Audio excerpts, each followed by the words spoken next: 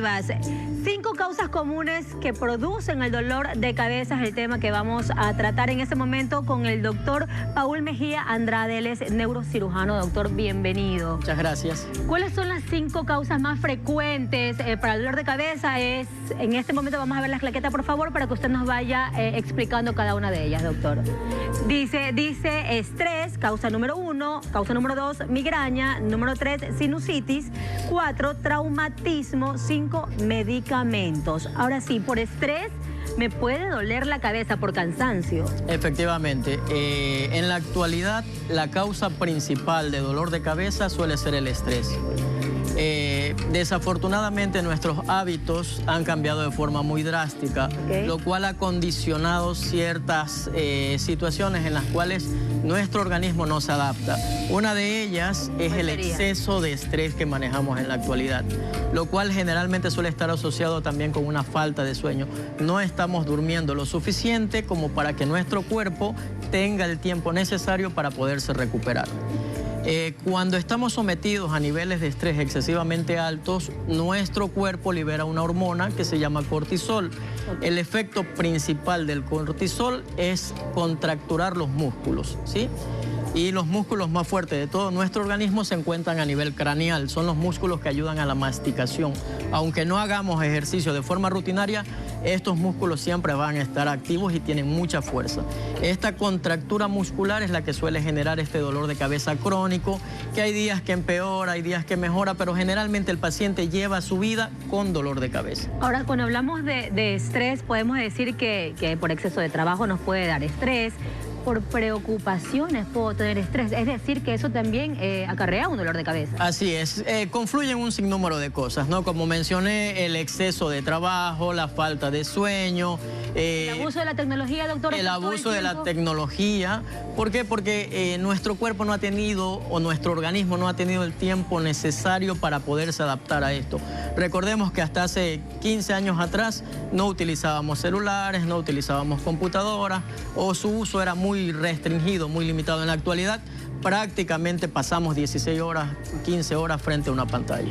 La segunda causa decía migraña, pero eso ya tiene que ser diagnosticado. Es decir, a mí me duele muchísimo la cabeza, voy a un especialista, acudo a usted y diagnostico migraña. ¿Es así como funciona? Así es.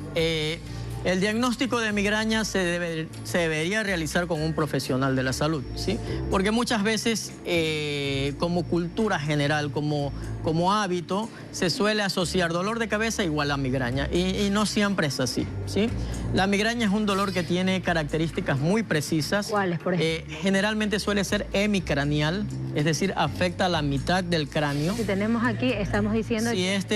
Si este fuera el paciente, generalmente el dolor se suele localizar en la mitad del cráneo, sea izquierda o sea derecha. El dolor también tiene ciertas características en cuanto a la intensidad. Suele ser un dolor muy, muy intenso, ¿sí? Asociado a poca tolerancia a la luz, asociado a poca tolerancia al sonido, y muchas veces suele estar asociado también con náuseas y vómito, que suele mejorar en cierta medida la intensidad del dolor. Es decir, el paciente mismo le dice, yo vomito y mi dolor mejora, ¿sí? Entonces, debe de ser realizada una adecuada valoración o exploración neurológica para poder llegar a este diagnóstico de migraña. Un ataque agudo de migraña tiene ciertas características que lo hacen algo especial. Usted dijo algo muy importante, y es que debe ser analizado por un especialista. ¿Qué pasa cuando un dolor fuerte de cabeza, yo digo que es migraña, y tomo una pastilla que es para la migraña cuando es un simple dolor de cabeza? Generalmente los compuestos que vienen para tratar la migraña suelen tener varias asociaciones de medicamentos, y puede ser que haya un alivio, pero no va a haber un tratamiento definitivo. Sí, doctor, me la tomo, algo me calma, pero el paciente persiste con dolor. Ahora, algo que sí tienen que tener claro los pacientes es que la migraña suele caracterizarse por brotes, es decir, no le duele todos los días, le duele una vez al mes, una vez cada 2 meses, pero el día que duele es un dolor invalidante. Generalmente el paciente no suele ir a trabajar, no suele ir a hacer sus actividades cotidianas, porque la intensidad del dolor le impide realizar sus actividades laborales de forma normal. La tercera causa común es la sinusitis. Sí, bueno, esa es una causa bastante frecuente. Nosotros a nivel de la base del cráneo tenemos unas cavidades que suelen estar llenas de aire, y son las que ayudan a dar el timbre de la voz, ¿sí? Cuando nos congestionamos, cuando tenemos un cuadro gripal, cuando tenemos un proceso infeccioso, se suelen irritar ciertas estructuras nerviosas que están en ese sitio, que reflejan o que transmiten una sensación de dolor a nivel generalmente de la cara o de la base del cráneo. Es decir, que yo debo tratar específicamente aquí, más que el dolor de cabeza, es por esta infección. Mejorar el proceso infeccioso a nivel de los senos paranasales para mejorar el dolor de cabeza. Traumatismo, y ahí yo quiero hacer énfasis en los pequeños, por ejemplo. Cuando un niño se golpea, se cae y se golpea en la cabeza, doctor. Antes se decía, bueno, ahora porque yo todavía lo aplico con mi hijo, si se golpea no dejes que se duerma de inmediato. ¿Qué hay de cierto con esto? Bueno, es muy frecuente que los niños tiendan a caerse, ¿sí? Yo siempre les comento a los padres que cuando es una caída, mientras el niño está aprendiendo a caminar, mientras está corriendo, generalmente no suele estar asociado con algo grave, ¿sí? Aquí vuelvo a hacer esta aclaración. Desafortunadamente nuestro estilo de vida ha cambiado. Ahora usamos más aparatos motorizados, solemos usar más el transporte vehicular para movilizarnos de un lado a otro, y esto incrementa el nivel de impacto que sufre nuestro cráneo al momento de sufrir un traumatismo. No es lo mismo que yo me caiga mientras esté caminando a que me caiga mientras esté en una moto, mientras esté en una bicicleta, mientras vaya en un vehículo en movimiento. Entonces, suele haber una asociación directa entre la intensidad del impacto y la gravedad sobre nuestro cráneo. En la actualidad, con la disponibilidad amplia que tenemos de tomografía, no es algo extremadamente necesario dejar que el paciente se mantenga despierto. Si la tomografía está normal, se puede ir el paciente con algún tipo de analgésico sin ningún tipo de problemas.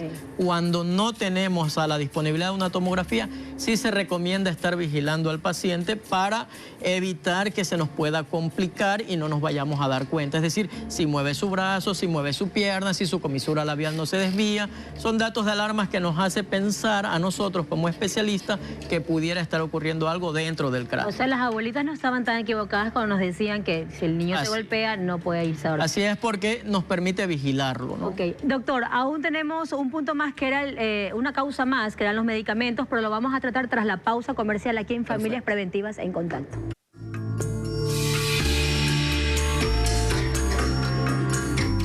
Regresamos con Familias Preventivas. 5 causas comunes que producen el dolor de cabeza. Ya hemos hablado del estrés, la migraña, la sinusitis, el traumatismo y por último nos queda, doctor, medicamentos. El uso o el abuso de medicamentos también suele ser otra de las causas frecuentes de dolores de cabeza. Aquí muchas veces en mujeres lo que vemos es una asociación directa entre la ingesta de anticonceptivos y la presencia de dolores de cabeza. Entonces cuando el médico va a hacer esta exploración suele preguntar si toma algún tipo de medicamento. Otros medicamentos asociados con dolores de cabeza también suelen ser los opioides, que son unos analgésicos muy fuertes que pueden generar dolores de cabeza. Hay otros medicamentos que se utilizan para problemas cardíacos que se llaman nitritos, que también suelen estar asociados con dolores de cabeza.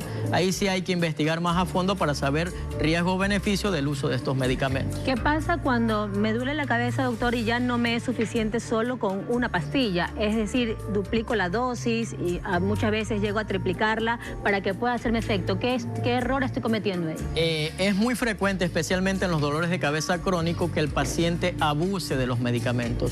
Y lo que puede ocurrir con el tiempo es que se crea algo llamado tolerancia. Es decir, el beneficio que yo tenía inicialmente con mi fármaco de elección ya no suele ser tan marcado y entonces empieza a haber un abuso en cuanto a la dosis del medicamento. Hemos hablado de las 5 causas, doctor, pero ¿qué sucede? ¿Qué sucede cuando ya no es a raíz de estas causas mencionadas? ¿Cuándo yo debo alarmarme? ¿Cuándo realmente debe ser un signo de alarma para ir a un especialista? Bueno, generalmente el dolor que se presenta de forma aguda, súbita, de mucha intensidad, suele ser una emergencia neurológica. Es decir, el paciente previamente sano debuta con un dolor de cabeza extremadamente fuerte, el paciente lo suele manifestar como el peor dolor de su vida. Ese es un dato de alarma que nosotros siempre mencionamos a los pacientes que en caso de que se presente debería de acudir a un área de emergencia. ¿Qué se podría haber afectado? Si me duele muchísimo la cabeza, cabeza, ¿qué otra área de mi cuerpo está siendo afectado y yo debo acudir inmediatamente al hospital? Cuando este dolor de cabeza se asocia con dificultad o debilidad en la movilización de la mitad del cuerpo, desviación de la comisura labial, visión doble, alteración en los movimientos oculares, alteración en la sensibilidad de nuestra mano, nuestro pie, nuestro cuerpo, suele generalmente deberse a algún problema expansivo dentro del cráneo y necesita de forma urgente ser valorada por un especialista. Porque podría ser ¿qué podría desencadenar, doctor? Cuando es súbito puede ser una hemorragia, que casi siempre puede ser debida a una ruptura neurismática, y cuando es algo crónico, generalmente tumores, que suelen ir creciendo de forma gradual y durante este crecimiento empiezan a comprimir, a apretar, a desplazar ciertas estructuras cerebrales que se manifiestan con alteración en la movilidad del cuerpo, con visión doble, con desviación de la comisura labial, adormecimiento de la mitad del cuerpo o un exceso de sensibilidad generalmente manifestada por dolor en alguna parte específica de nuestro cuerpo. Ahora, doctor, hablando de la presión arterial y el dolor de cabeza, que muchas personas suelen confundirlo, ¿cómo darme cuenta cuando es con la presión o cuando es un dolor de cabeza común, por así decirlo? Esa es una muy buena pregunta. Generalmente la hipertensión suele cursar de forma asintomática, es decir, no da síntomas. Ya quisiéramos nosotros que diera síntomas para que los pacientes acudieran al médico o se tomaran su medicina de forma puntual y evitaran las complicaciones posteriores de la hipertensión arterial. Pero cuando el nivel de presión arterial llega a ser excesivo, las arterias de nuestro cuerpo se distienden, ¿sí? Especialmente a nivel del cerebro, y eso sí genera dolor. ¿Sí? En esos casos hay que corregir el problema primario, que es la hipertensión, y muchos pacientes suelen mejorar de su dolor. Ahora, ¿hay alguna manera de...? También se escucha mucho, no sé si es un mito o una realidad. Si me duele la frente es porque sufro de algo, si me duele la parte de atrás es porque sufro de otra cosa. ¿Cómo identificar el dolor para estar relacionado con otro dolor aparte? Sí, no hay una asociación entre la gravedad del cuadro clínico con la localización del dolor. No existe. Es un mito, no es que se le duele aquí o acá o es migraña. Así es, no. La única, sí, por ejemplo, la migraña, que suele ser hemicranial. Lo que usted comentó, que es solo una parte. Así es, hay otro tipo de dolor de cabeza que se llama cefalea en racimos, que casi siempre suele afectar el ojo, pero siempre tienen este patrón característico. Doctor, le agradecemos muchísimo. Estoy segura que toda nuestra audiencia pudo entender lo que usted ha explicado en esta mañana. Familias preventivas llega para que usted pueda tener las herramientas y tener unas familias completamente sanas y saludables. Nos vamos a un corte y regresamos con más de En Contacto. Gracias, doctor. Muchas gracias.